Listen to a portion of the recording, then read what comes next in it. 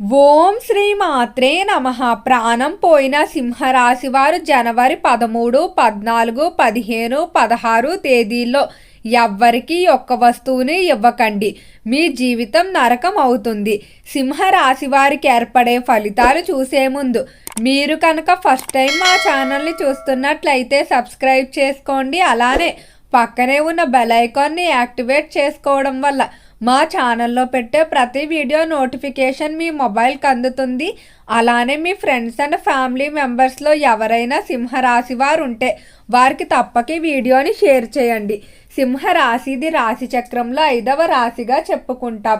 ఈ రాశి యొక్క అధిపతి సూర్యుడు.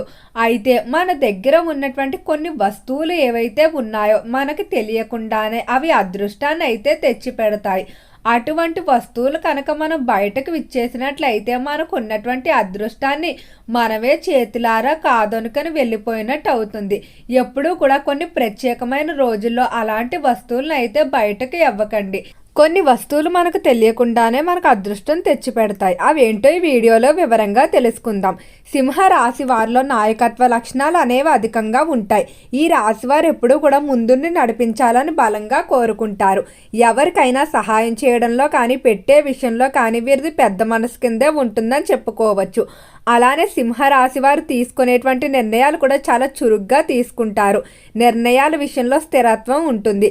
వీరు ఎవరిని కూడా ఆధిపత్యంగా చూడరు. అందరికీ కూడా మార్గదర్శకంగా నిలవాలని ముందుకు నడిపించాలనుకుంటారు. కానీ ఆధిపత్య ధోరణి అయితే వీరికి నచ్చదు.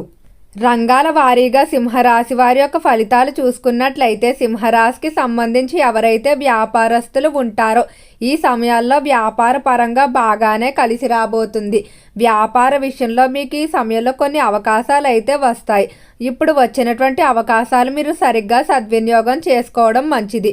అలానే వ్యాపార పరంగా ఇబ్బంది పెడుతున్నటువంటి శత్రువులు ఎవరైతే ఉన్నారో వారి నుండి కొంచెం విముక్తి అయితే లభిస్తుందని చెప్పుకోవచ్చు. నూతనంగా వ్యాపారాలు ప్రారంభించడానికి కానీ లేకపోతే పెట్టుబడులు పెట్టడానికి కానీ మీరు చేసేటువంటి రుణ ప్రయత్నాలు ఏవైతే ఉన్నాయో అవన్నీ కూడా ఖచ్చితంగా అనుకూలిస్తాయని చెప్పుకోవచ్చు. రుణాల విషయంలో కోరుకున్న విధంగా మార్పులు అనేవి ఉండటం వల్ల మరింత ఆనందంగా అయితే ఉంటారు. ఎంతో కాలంగా తీర్చలేకపోతున్నటువంటి రుణాలు కూడా తీర్చేయడం జరుగుతుంది.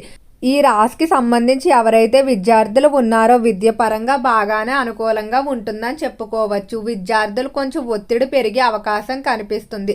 మీరు ప్రణాళికలు వేసుకుంటారు కానీ వాటి పరంగా పనులు జరగవు. ఏవైనా అనుకోని పనులు రావటం కానీ లేదా ఆరోగ్యం సహకరించకపోవడం వల్ల మీరు వేసుకున్నటువంటి ప్రణాళికలు సమయానికి పూర్తి చేయలేకపోతూ ఉంటారు. కాబట్టి ఈ ప్రణాళికల విషయంలో మాత్రం మీరు కొంచెం జాగ్రత్తగా ఉండవలసి ఉంటుంది. అలానే విద్యార్థులు ఎవరైతే ఉన్నత విద్యాభ్యాసాల కొరకు ఇతర దేశాలకు వెళ్ళడానికి ప్రయత్నాలు చేస్తూ ఉన్నారో అలాంటి ప్రయత్నాలు మాత్రం చాలా వేగంగా ముందుకు సాగుతాయని చెప్పుకోవచ్చు. ఇక ఆరోగ్యపరంగా చూసుకున్నట్లయితే ఆరోగ్య విషయంలో కొంచెం మిశ్రమంగా ఉండబోతుంది. ఈ సమయంలో కొన్ని అనుకోని సమస్యలు ఇబ్బంది పెట్టే అవకాశం కనిపిస్తుంది. కాబట్టి ఆరోగ్యపరంగా మాత్రం అస్సలు అశ్రద్ధ చేయకండి. అలానే తల్లిదండ్రుల ఆరోగ్య విషయంలో కూడా మీకు కొన్ని ఇబ్బందులు అయితే ఎదురయ్యే అవకాశం కనిపిస్తుంది. సింహరాశికి సంబంధించి ఎవరైతే ఉద్యోగస్తులు ఉన్నారో ఉద్యోగ విషయంలో సింహరాశి వారికి కొంచెం అనుకూలమైన ఫలితాలు అయితే కనిపిస్తున్నాయి. ఉద్యోగరీత్యా చేసేటువంటి దూర ప్రాంత ప్రయాణాలు ఏవైతే ఉన్నాయో అవన్నీ కూడా అనుకూలిస్తాయని చెప్పుకోవచ్చు. నూతనంగా ఉద్యోగాల కొరకు ప్రయత్నించిన వారికి ఈ సమయంలో అనుకున్నటువంటి ఉద్యోగం లభించడం వల్ల ఎంతో ఆనందంగా ఉంటారు. ఉద్యోగ పరంగా మీకున్నటువంటి ఒత్తిళ్లు ఏవైతే ఉన్నాయో అవన్నీ కూడా చాలా వరకు తగ్గుముఖం పట్టే అవకాశం కనిపిస్తుంది.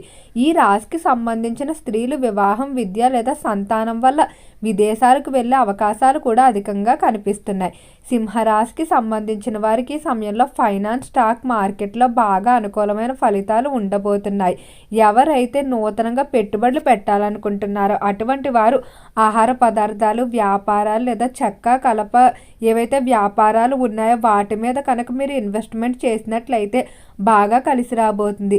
ఎంతో కాలంగా ఇంట్లో తీరనటువంటి ఏవైతే కోర్టు సంబంధిత వంశపారంపర్య ఆస్తులకు వివాదాలు ఉన్నాయో వాటికి సంబంధించిన తీర్పులు అనేవి మీకు అనుకూలంగా వచ్చే అవకాశం కనిపిస్తుంది.